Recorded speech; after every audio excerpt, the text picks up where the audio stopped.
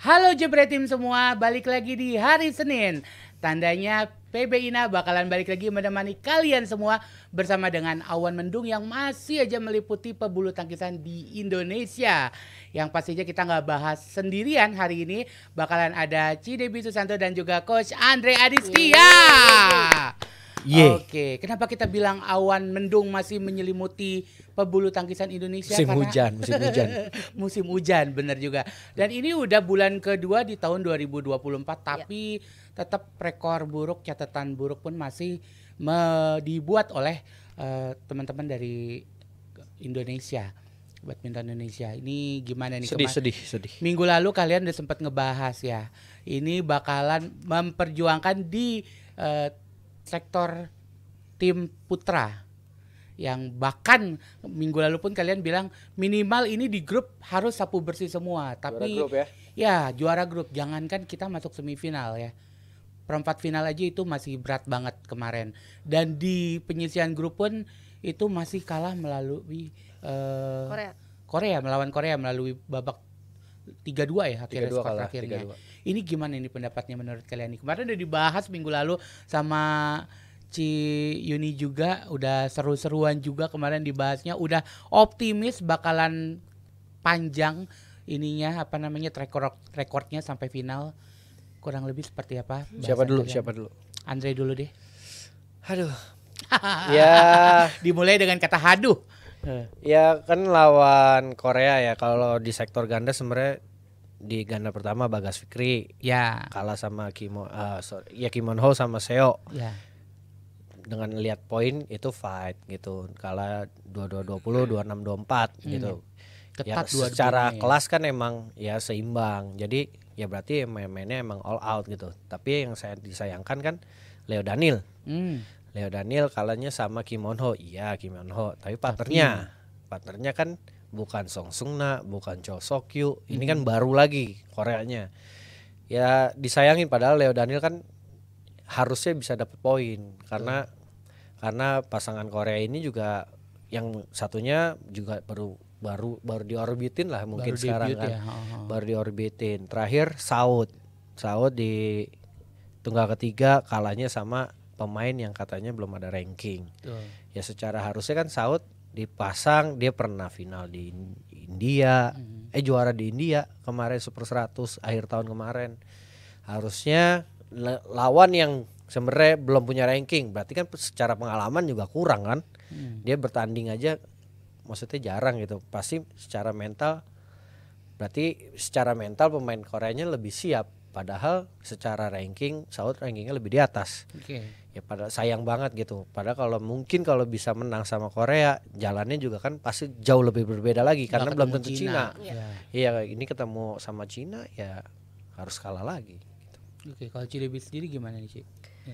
Ya setuju sih, maksudnya sayangnya itu kemarin di Leo Daniel ya. Harusnya poin krusialnya itu harusnya Leo Daniel bisa ambil lah gitu, karena itu tadi bukan pasangan tetap kan ya lah ya. Cabutan baru, lah itu ibaratnya. Dan skornya juga kayaknya nggak deket-deket amat. Iya, maksudnya nggak yang terlalu mepet banget gitu kan. Berarti kan ada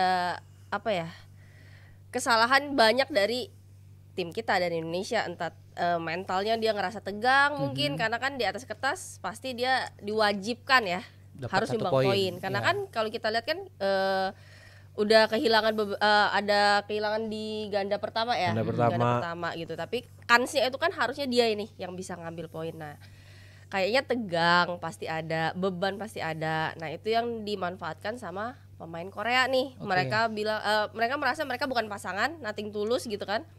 Jadi lebih all out mainnya. Nah, tapi secara poin besarnya kan unggul deh 2-1 harusnya. Iya. Nah tapi kan itu tadi kemarin kita ngobrol sama Ciuni juga, ada yang memang kalau pas diberegu untuk jadi penentu itu ada yang mentalnya ngerasa wah gua harus jadi penentu nih, harus gini. Tapi ada juga jangan sampai dia punya pemikiran kalau gua kalah nih nanti gini.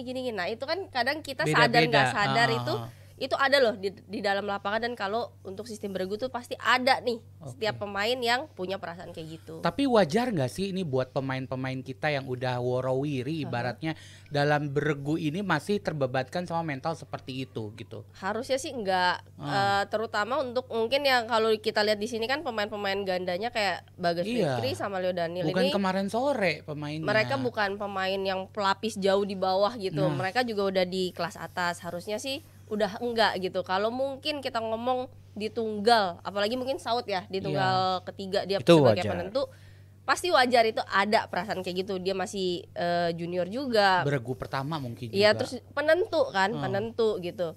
Lawannya juga lebih di bawah dia dan dia diharuskan menang. Mungkin ada perasaan kayak gitu masih bisa dimaklumi. Tapi kalau untuk sebenarnya untuk yang gandanya sih harusnya sih udah enggak ya. Karena kalau kita lihat dari lawan-lawannya kan untuk negara lain pun dia enggak full tim gitu. Tapi kalau menurut gue wajar dia tegang.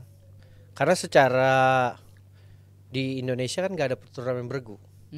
Korea ada liganya jalan gitu. Iya. Jadi udah terbiasa. Tapi kalau kita kan harus nunggu Thomas Cup kah, multi event itu tersendiri. Terus BATC kayak kemarin atau SEA Games. Tapi kan itu kan per 2 tahun. Sedangkan Liga Korea tiap bulan ada gamenya. Tidak terbiasakan menjadi penentu gitu ya. Karena kalau kan beda gua, ya, soalnya beda. Biasa sama main beregu itu beda. Iya, tanggung jawabnya buat satu tim ya. gitu. Boleh dilanjutin tadi Ci, berarti kalau Ci Debbie bilang tadi berarti yang salah gitu. Ya berarti yang salah itu kan kenapa kita nggak mengadakan yang kayak gitu juga. Kita nggak belajar dari pengalaman gitu. Kalau kita lihat kenapa selalu setiap multi event kayak China segala macam itu kok kayaknya mental beregu mereka oke banget. Karena yang tadi kan memang dia banyak banget pertandingan beregu, banyak event-event liga gitu. Nah di kita kenapa itu dihilangkan ya itu harus dipertanyakan juga. Bahkan liganya pun manggil pemain-pemain dari luar negeri gitu. Jadi mereka membiasakan diri bukan cuma bertarung di liga melawan pemain-pemain lokal, melainkan pemain luar negeri yang diikutsertakan di liga itu sendiri ya. Dan menurut gue juga liganya harusnya ya itu ya, maksudnya nggak kayak seminggu selesai gitu. Oh iya, kalau di luar kan lebih lama. Di luar kan ya, emang lama. Ya. Jadi emang yang dipersiapkan. Jadi dalam satu tim itu pemainnya tuh dari tim utama, second team, pemain klub. Jadi semua dalam satu kayak bola lah gitu. Tapi jadi pas pemain utama lagi tur, backup playernya bisa main. Jadi atau backup player lagi tur, pemain utama juga tur, pemain klubnya bisa main. Jadi secara mental buat main beregu udah siap gitu. Tapi ini kalau balik lagi nih di Indonesia melawan Korea sendiri, skor dari Bakri itu yang benar-benar tipis banget. Apakah mereka masih tidak bisa keluar dari tekanan ketika di poin-poin krusial seperti itu? Ini 2 set poinnya poin-poin tipis semua loh.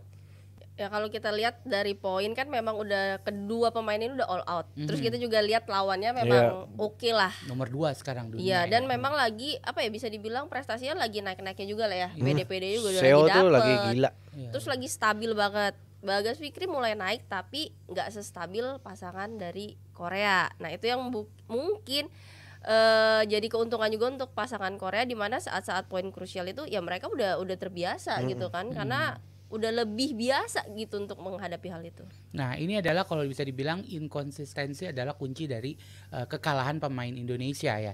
Karena kita dilihat di sini di perempat final justru ganda putra yang mendulang poin sementara tunggalnya tidak bisa memberikan poin sama sekali. Ini apa yang membuat seinkonsisten seperti ini?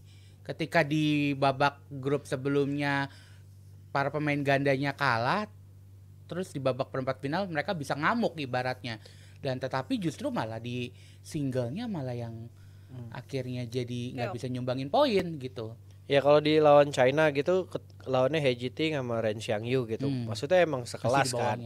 Sekelas lah, menang kalah tur sering bareng gitu. Jadi masih bisa ya sebenarnya sih 50-50 tapi kita happy bisa menang Bagas Fikri. Leo Daniel lawannya Liu Yi sama Boy, itulah pasangan baru itu juga udah mulai sering bertanding. Tapi kan yang disayangkan sebenarnya kalau kita balik lagi lawan Korea, lawan Seo oke lah. Tapi yang disayangkan Kim Won Ho partnernya kan kita masih belum tahu harusnya itu yang nggak bisa lepas, jangan lepas gitu. Karena lepasnya Leo Daniel waktu lawan Korea, impactnya jadi harus main ke partai kelima kan. Sedangkan partai kelimanya Saud ya dia juga maksudnya secara experience juga belum terlalu banyak. Oke, tapi ini menarik banget nih, mengutip dari pernyataan Pak Fadil, ketua tim ad hoc Olimpiade kita, merespon kekalahan ini katanya emang karena kita semua nurunin pemain pelapis. Tapi semua negara kan kalau bisa dilihat juga nurunin pemain pelapis, bukan? Iya, kalau bisa kita lihat nggak ada yang benar-benar full tim ya. Semua juga, maksudnya kayak China pun dia juara, dia nggak bawa pemain intinya kan lah ya. Untuk ada, ganda. tapi nggak semua gitu. Sedangkan kan kalau kita lihat juga untuk ganda, 2 ganda kita ini udah termasuk pemain inti. Betul. Selain Fajarian gitu kan. Tapi ini udah termasuk pemain inti gitu. Jadi kalau dibilang karena kita bawa pemain pelapis, ya negara lain pun juga bawa pelapis melakukan gitu. hal yang sama. Jadi bukan alasan sebenarnya dong. Iya, berarti ya kita harus lebih concern lah sama pemain backup gitu. Jadi jangan fokusnya cuman karena sekarang mau Olimpik emang fokusnya ke sana, tapi jangan lupa backupnya juga harus dipersiapin. Karena setelah ini PR-nya panjang. Mereka juga kan yang bakal jadi pemain utama kita gitu. Jadi nggak cuman dari berangkatnya, tapi ya hari-harinya latihannya lebih diperhatiin juga secara semuanya lah. Jadi semuanya tuh benar-benar bisa berjenjang lah, langsung ke pemain utama tuh udah siap. Tapi misalkan seandai-andai nih, kita berandai-andai pemain utama kita diturunin di BATC kali ini, apakah nasibnya akan berbeda? Karena menurut kalian juga kan minggu lalu kan minimal ini dengan skuad yang sekarang bisa masuk podium gitu, tetapi ternyata cuma sampai perempat final gitu. Kalau seandainya diturunkan full tim, apakah ini bakalan bisa? Lawannya full tim juga nggak? Lawannya sama nih kayak gini yang ikut, tapi kita full tim. Lawannya sama kayak gini, full tim. Tapi kita full tim. Yang lain tetap pelapis. Juara udah wajib. Wajib. Harusnya. Iya dong. Oke, ya iyalah karena kan kita juga pemain tim semua, full tim semua kan. Kalau semuanya full tim itu ibaratnya udah kayak simulasi Thomas Cup aja ya. Itu pertandingannya bukan BATC, Thomas Cup. Iya, itu beda yang lagi. Tadi gue bilang itu udah kayak simulasi Thomas Cup dong jatuhnya. Tapi di BATC ini apakah emang ini ajangnya semua negara menurunkan pemain-pemain pelapis atau gimana sih? Ya sebenarnya kan ini kan kualifikasi Thomas Cup kan. Tapi mungkin negara-negara besar udah bisa memprediksi gue kalau masuk quarter gue udah lolos gitu. Jadi mereka ya menurunkan pemain pelapis untuk ngasih kesempatan pemain pelapis ngerasain tim event gitu. Ya tapi ya kan kalau kita kan negara badminton ya, pengennya juara gitu. Ya menurut gue juga pemain pelapisnya juga emang harus dipersiapkan gitu. Persiapannya ya nggak nyoman ya udah besok ada BATC lu main bergu, kan nggak bisa begitu. Harus konsisten. Iya, tetap menurut gue sih butuh lah kita turnamen bergu dalam setahun tuh ya ada 1 kali atau 2 kali gitu dalam setahun. Jadi pemain-pemain pelapis pun ya udah siap kalau nanti dipanggil buat main tim event. Oke, tapi ini dengan hasil yang diberikan di BATC ini, Indonesia harusnya tetap lolos dong ke babak Thomas Cup. Kalau lolos udah lolos. Makanya mungkin besar, kenapa kita bawa pemain-pemain pelapis itu tadi kan biar ada pengalaman, karena memang sebenarnya udah lolos lah, Indonesia itu udah pasti main di Thomas Cup. Oke, tapi ini ngomongin pemain pelapis ini. Sosok Saud yang menjadi 2 kali penentu dan 2 kali kalah gitu. Menurut lo sendiri gimana sih sosok si Saud ini sendiri? Dia bahkan tahun lalu udah juara di India ya. Super 100 ya. Harusnya dengan ya mungkin itu dia belum pernah ngalamin tim bergu event, sekalinya diturunin jadi penentu 2 kali pula gitu. Iya nggak gampang juga jadi pemain penentu apalagi dengan minim pengalaman. Tapi ya ini jadi modal buat dia lah. One day nanti dia dipanggil entah SEA Games, entah Thomas Cup atau pertandingan lain. Paling nggak dia udah ngerasain jadi penentu kayak gini harus dan diwajibkan menang untuk gendong timnya ke next round. Dan gue lihat sih sebenarnya pemain ini ya cukup lumayan bagus gitu. Apalagi di India pernah juara, di Surabaya waktu itu dia masuk quarter atau semi gitu. Gue pernah lihat dia main dan sebenarnya itu potensial, tapi emang ya harus diberi kesempatannya lebih gitu. Oke. Tapi Ci, kalau menurut Cici sendiri bukan cuma untuk Saud, untuk seluruh pemain junior yang baru akan ikut tim event, apa sih saran dari Cici? Ya harus berani ya.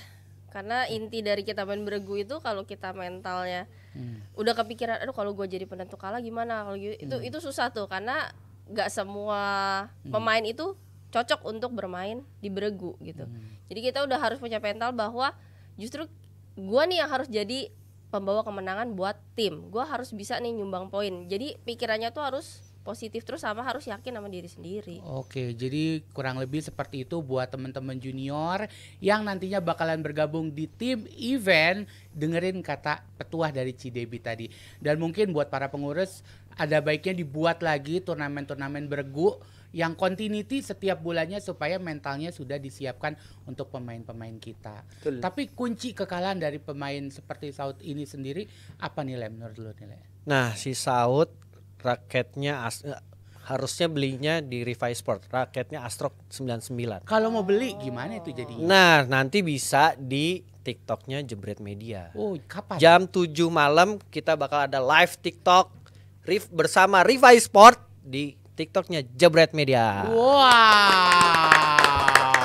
Oke, yang pastinya jangan lupa nonton nanti jam 7 malam. Oke, yang pasti jangan kemana-mana, kita bakal balik lagi di pembahasan yang lebih seru tetap di PBINA.